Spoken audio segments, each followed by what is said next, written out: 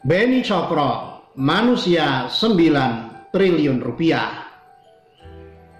Bagaimana cara Beni Cokro memainkan saham-saham itu?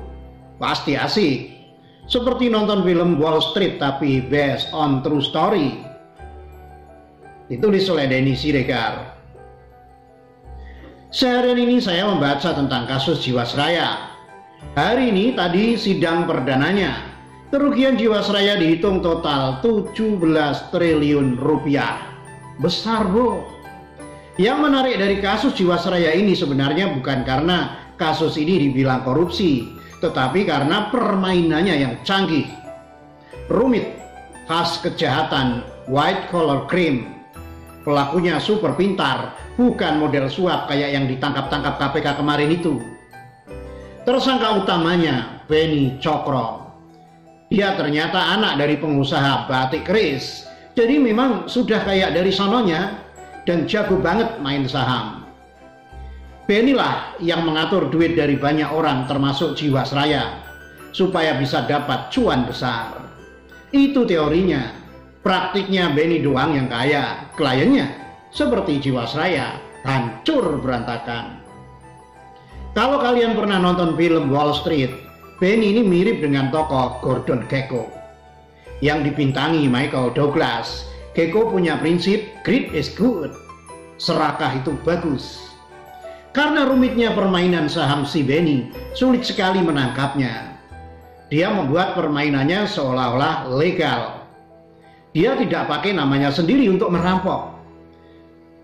Dia tidak pakai namanya sendiri untuk merampok Jiwasraya, tapi pakai nama-nama anak buahnya. Gile bener. Kenapa disebut korupsi oleh Kejaksaan Agung? Ya karena ada unsur korupsinya, terutama dari pihak direktur Jiwasraya yang kong kali kong, kayak King Kong dengan Beni. Biasalah mereka menaruh duit Jiwasraya ke Beni dan mereka dapat komisi untuk memperkaya diri. Tapi sejatinya ini permainan goreng saham yang canggih. Sederhananya begini, Beni mengatur Jiwasraya untuk menaruh duit di beberapa perusahaan yang punya koneksi dengan Beni. Caranya tentu dengan beli saham perusahaan itu. Selain dibeli Jiwasraya di angka saham dibeli di Jiwasraya di angka Rp1.000 misalnya, dan dijanjikan akan naik sampai 1 juta per lembar. Tapi ternyata kemudian saham jatuh sampai Rp50, ambyar. Jiwasraya tetap pegang saham perusahaan, tapi nilai belinya jauh berkurang.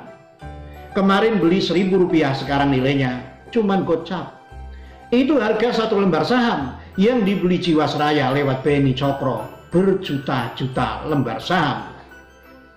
Beginilah mainan Beni sampai dia dikabarkan punya aset senilai 9 triliun rupiah dan masuk dalam jajaran orang kaya di Indonesia.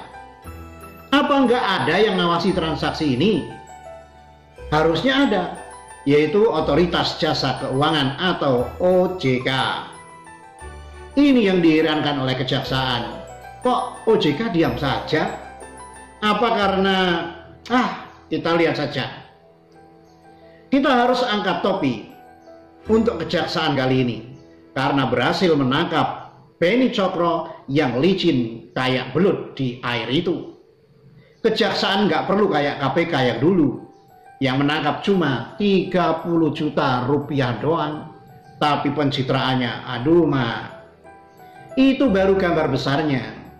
Saya lagi mengikuti kasus per kasus bagaimana caranya Beni memainkan saham-saham itu. Pasti asik.